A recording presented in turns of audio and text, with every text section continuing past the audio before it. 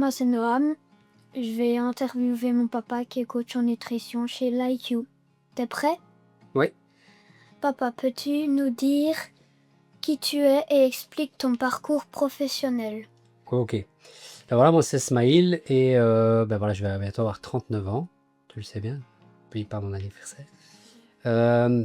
Donc mon parcours, je suis le papa d'un petit garçon de 11 ans, hein, et actuellement je suis coach en nutrition, micronutrition, santé holistique et également cadre dans le bâtiment dans les ossature bois. Mon parcours professionnel, j'ai été pendant 11 ans cadre dans le bâtiment, dans le secteur essentiellement du béton, au niveau des maisons, au niveau des immeubles. Et puis après, j'ai eu un parcours de 2 ans et demi comme commercial. Et après cette activité de commercial, j'ai lancé ma société pendant 2 ans et demi, tu t'en souviens, je pense, hein. Oui. Et je dirais que c'est là où ça a été en fait le début d'une nouvelle histoire pour moi, puisque c'est à ce moment-là en fait où j'ai eu quelques soucis qui ont fait que aujourd'hui je suis où j'en suis. Ouais. Papa, est-ce que tu peux me raconter comment tu étais avant quand tu avais du surpoids? Ouais, donc écoute, voilà, j'étais souvent donc effectivement j'étais fort fort en surpoids. Comme tu le sais, j'ai perdu 32 kilos. Et comme j'étais, c'était pas toujours facile parce que tu te sens pas bien dans ton corps, tu te sens pas bien dans ta tête. En même temps, il faut assurer grave au boulot, il faut assurer grave dans la famille. Et tu vois bien que, en plus, cette situation était relativement, j'étais encore jeune. Et tu vois bien que comparé aux autres, tu vis au ralenti en fait. Tu vis au ralenti, c'est difficile de trouver des vêtements à ta taille dans les magasins prêt-à-porter. Tu sens bien que tu as le ventre qui dépasse du pantalon. Tu vois bien que la largeur-hauteur, le ratio largeur-hauteur des vêtements n'est pas proportionné. Tu sais, quand il faut avoir un côté leadership comme ça, quand tu gères des équipes, c'est bête, mais premier abord, il y a quelque chose qui ne va pas, quoi. Tu dois être en réunion également avec les clients, avec les architectes, et c'est difficile en fait de trouver en fait son leadership et la confiance en soi dans de telles conditions. Aussi, je pense que tu t'en souviens, mais j'avais souvent des réactions qui étaient toujours un petit peu plus colériques, un peu plus parfois disproportionnées, tout d'un coup, comme ça. Donc en fait, ça a un impact énorme sur le mental au-delà du physique. Est-ce que j'ai répondu à ta question? Oui. Est-ce que tu étais souvent fatigué? Souvent non, tout le temps oui. C'est bien simple, je pense que je jouais pas souvent avec toi. Tu t'en souviens aussi. Le dimanche, il fallait me laisser tranquille. Je me levais tôt, je me lève toujours tôt.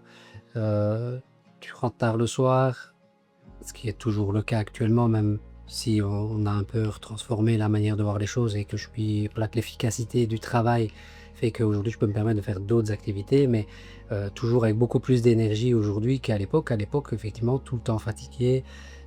J'essayais encore de faire du sport, enfin je faisais encore du sport à l'époque, j'ai jamais vraiment arrêté, mais tu sens bien que t'as plus rien, t'as plus rien dans le sac, quoi. Et donc, se lever tôt le matin pour en plus aller régler des problèmes, parce que dans le cadre de mon travail, c'est souvent le cas, il faut régler des problèmes, anticiper, tout ça, ça use, hein, ça use d'un point de vue psychologique. Et puis, en fait, le corps, c'est un cercle sans fin. C'est à partir du moment où il y a un truc qui déraille, il y a tout qui déraille, donc difficile après de se sentir avec plus de patates, quoi. Et ce qui était le plus difficile pour toi cette période? Euh, le plus difficile pour moi, c'était quand alors il y a plusieurs choses. C'était J'étais pas bien dans ma peau, pas bien dans mon corps, pas bien dans ma tête.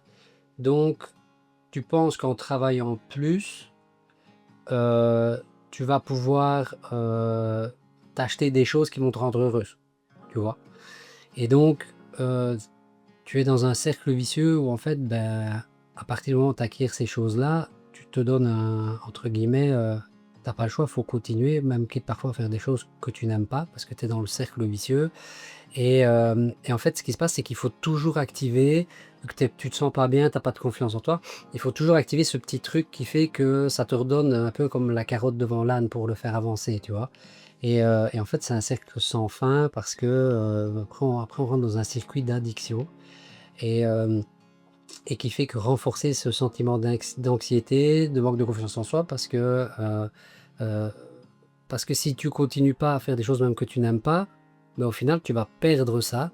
Parce qu'à tes yeux, c'est hyper important d'avoir un peu comment t'expliquer, tu vois, des shoots de plaisir, tu vois, de plaisir par moment très intense, tu vois, au lieu de prendre du plaisir tout le temps. Et j'avais ça, la fatigue, on en a parlé juste avant, et je dirais, le plus dur, c'était de voir la vie tout le temps d'un côté négatif. Ça, c'était très, très, très prononcé aussi. Est-ce que ça t'arrivait de ne pas te sentir bien dans ton corps? Oui, bien sûr, comme je t'ai dit tout à l'heure, tu sais, devant le regard des clients, le regard de tes équipes, des gars avec qui tu bosses, des architectes, des ingénieurs, quand tu es en réunion, euh, tu sais, on n'a jamais, on n'a qu'une chance de faire la première bonne impression, tu vois. Dès le premier regard, en fait, les gens ont déjà un jugement sur toi, et ça, c'est comme ça dans la vie. Et après, il faut changer ce regard-là des gens de par tes qualités, tu vois. Mais pour ça, il faut être bien dans sa tête, bien dans ses baskets. Et donc, ouais, c'était difficile. En même temps, tu as moins de 30 ans, tu aimes faire certaines activités et tu te rends compte que par rapport à tes collègues de football ou pour d'autres activités, en fait, tu tournes au ralenti, donc c'est difficile, tu as mal partout. Tu n'as pas 30 ans, tu as de l'inflammation partout dans les jambes, dans les genoux. Tu vois bien que tes capacités comme sportives, par exemple, diminuent. Tu sais, tout ça, ça influence beaucoup ton moral, hein. Qu'est-ce qui t'a fait dire maintenant je dois changer? Eh ben, quand j'ai eu ma propre société avec un associé, je voyais tout noir, toujours tout négatif. Je pense que je n'aimais pas aussi ce que je faisais. Le truc, c'est que quand tu n'as pas confiance en toi, tu peux pas, tu restes là où tu es, tu vois, tu restes dans ton inconfort. C'est ta seule zone de confort, c'est le fait de rester même dans un boulot que tu n'aimes pas. Et parce que bah, tu ne te sens pas confiant, donc tu ne te dis pas j'ai des qualités, je vaux quelque chose, et donc tu as difficile à pouvoir aller réaliser comment réaliser d'autres choses, d'autres métiers ou d'autres activités, parce que ben voilà, tu t'en sens pas capable, tu doutes de toi. Et donc un jour, je monte dans ma voiture et je me rappelle, je me regarde dans le rétroviseur de l'auto et là je me dis, qu'est-ce que tu attends encore de la vie? Et puis je me dis, ben en fait, plus grand-chose. Je me sens comme une coquille vide, en fait. Je me parle à moi-même dans la voiture. Je sens que je suis une coquille vide et que je traverse complètement le temps. Je suis dans la roue du hamster, je traverse le temps. En fait, le temps passe à une vitesse folle. Et en fait, je ne prends de plaisir dans plus rien du tout. Je ne me sens pas bien dans ma peau. Je ne me sens pas quelqu'un qui est capable de surpasser. Et alors il y avait toi, il y avait maman, tu vois. Et donc, et là, je me dis, oh, là, je pense qu'on est quand même arrivé Un stade haut. à un stade, ouais, en fait, où il faut réagir, quoi, tu vois. Est-ce que tu avais peur de ne pas y arriver? Oui, euh, ça, tu t'en souviens probablement pas, mais des régimes, le mot que tu sais que je déteste hein, maintenant, des régimes, j'en ai fait plein. J'étais à la recherche de la solution pendant une quinzaine d'années et j'ai perdu plusieurs fois du poids et je les ai repris. Un des trucs que je faisais souvent, c'était arriver vers les fins de saison de football. C'est bien que le football, pour moi, ça avait beaucoup d'importance.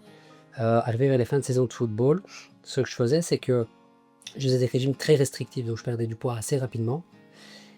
J'arrivais à la fin, aux fins de saison où il y avait les tournois, où en fait là, honnêtement, j'explosais par rapport à mon niveau régulier de la saison.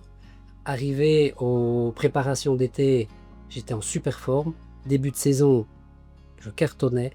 Et puis en fait, ce qui se passe, c'est que j'avais plus de jus. Et arrivé vers mi-octobre, c'était fini. Et tu ne me voyais plus en fait jusque mars, avril de la saison suivante, en fait, fin de la fin de saison. Et donc j'ai fait ça plein de fois, des régimes autodidactes où tu manges presque rien et au final, tu te sens pas mieux dans ta peau. Et là, je me suis dit, pourquoi est-ce que ça marcherait cette fois-ci, en fait? Tu vois?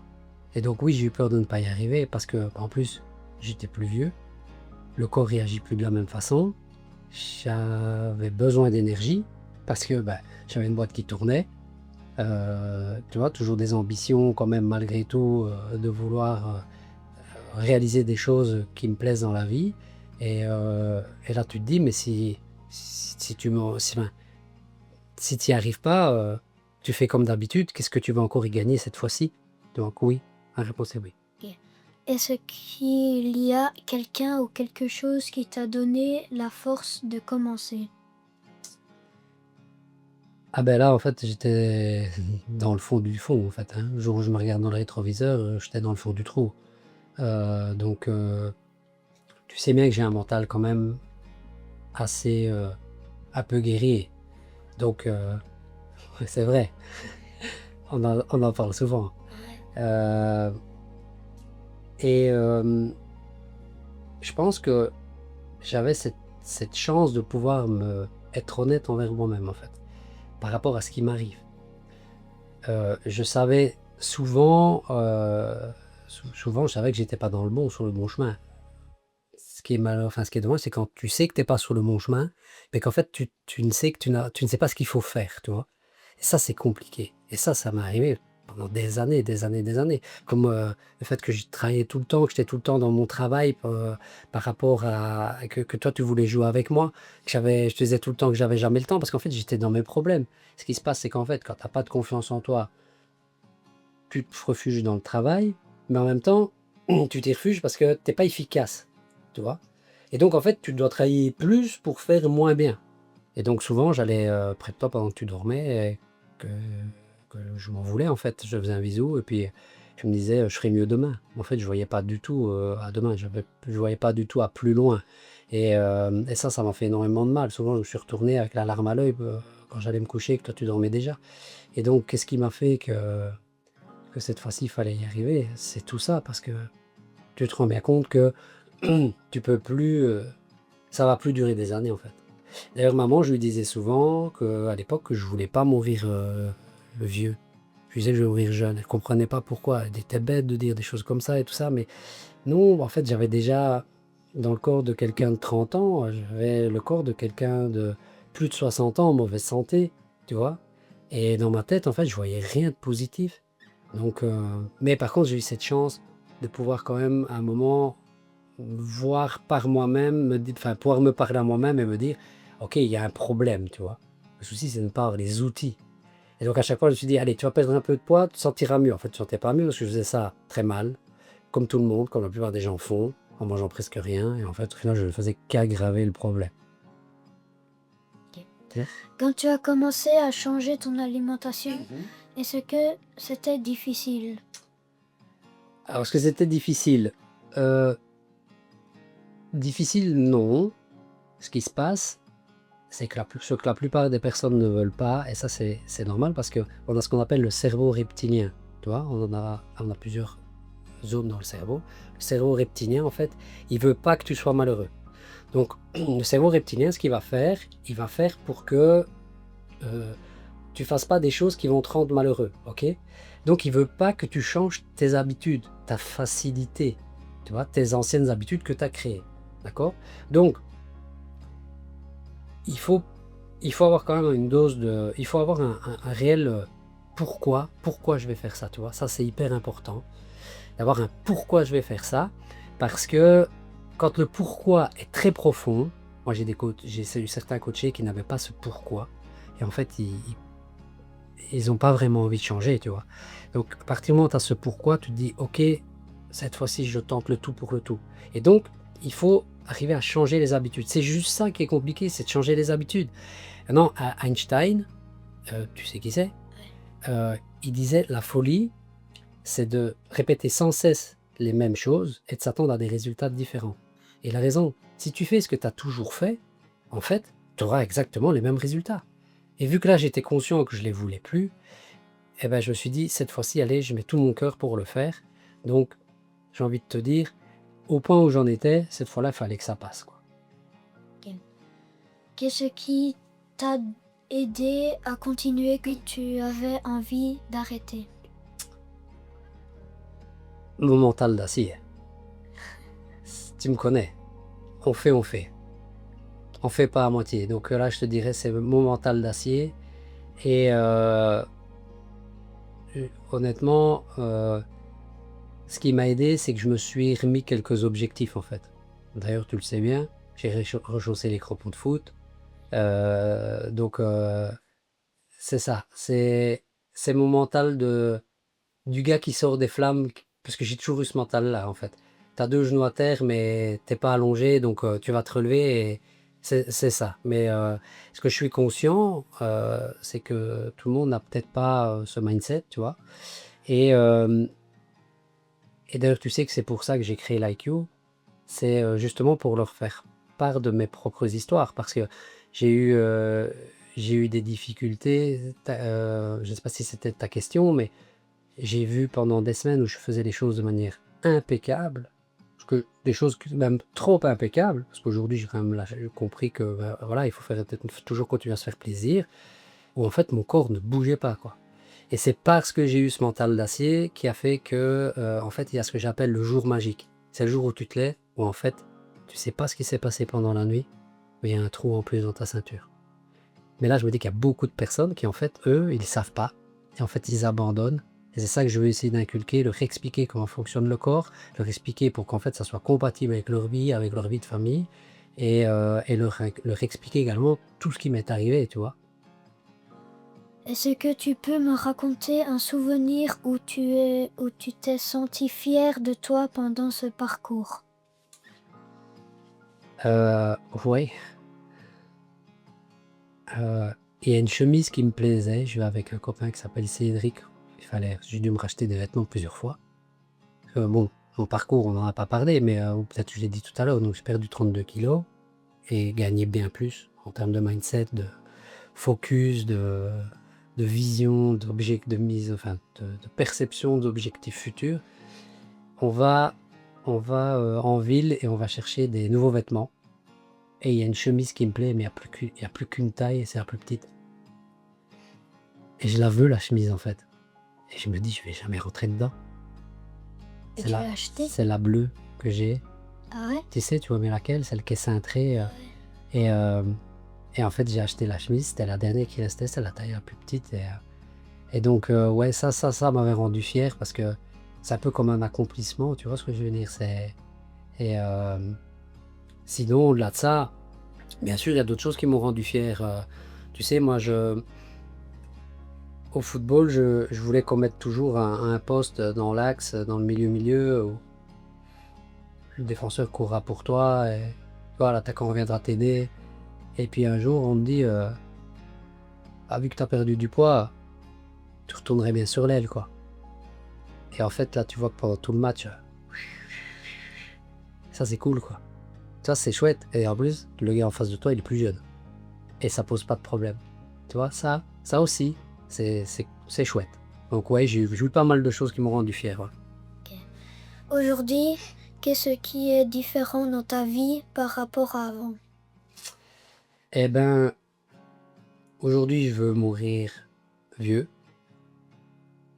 Parce que comme je disais tout à l'heure, avant, je voulais pas mourir vieux. Maintenant, aujourd'hui, je veux mourir vieux.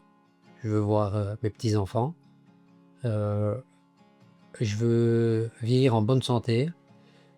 Je fais plus de choses que ce que je faisais avant. C'est vrai, hein, regarde. Aujourd'hui, je suis cadre dans le bâtiment de Saturbois. Je suis coach en nutrition. Je fais du sport. Je t'accompagne à tous tes matchs. Et c'est un truc de dingue en fait. Et qu'est-ce qu'il y a d'autre? Esprit beaucoup plus positif, euh, beaucoup plus de confiance en soi. Le regard des autres n'a plus d'importance. Parce qu'en fait, avant, j'accordais beaucoup d'importance au regard des autres parce que, vu que tu n'as pas confiance en toi, c'est important que, entre guillemets, les gens te respectent. Tu vois ce que je veux dire? Parce que tu as besoin de reconnaissance. En fait, aujourd'hui, je sais qui je suis, ce que je veux, ce que je veux pas, ce que je vaux et ce que je sais pas faire. Quand tu arrives à mon âge et que tu maîtrises ça, en fait, c'est déjà un beau super pouvoir, quoi.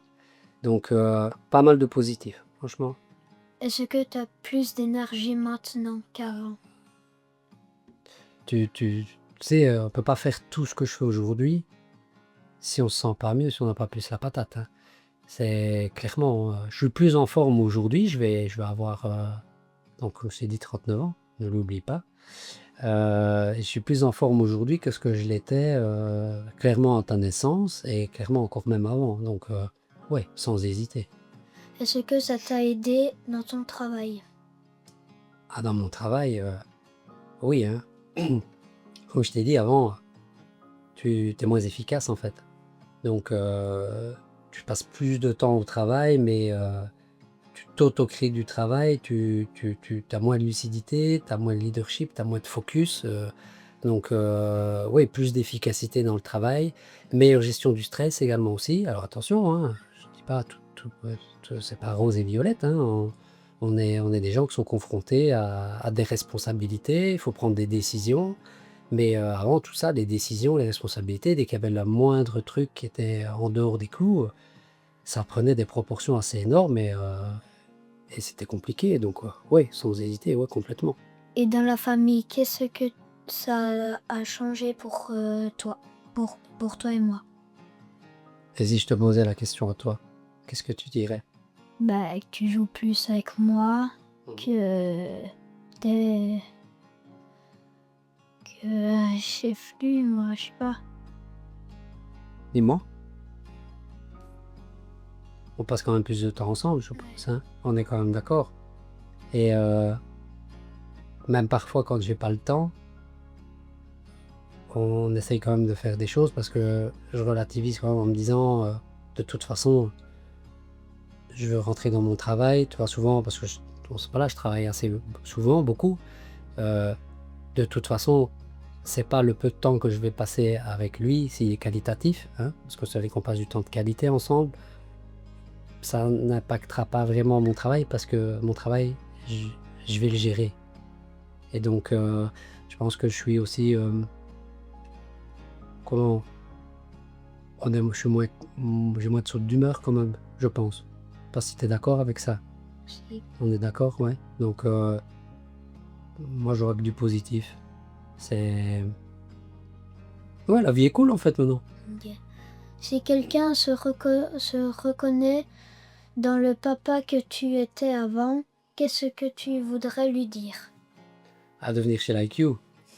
Je dirais que, que je comprends ce qu'il vit, parce que je l'ai vécu.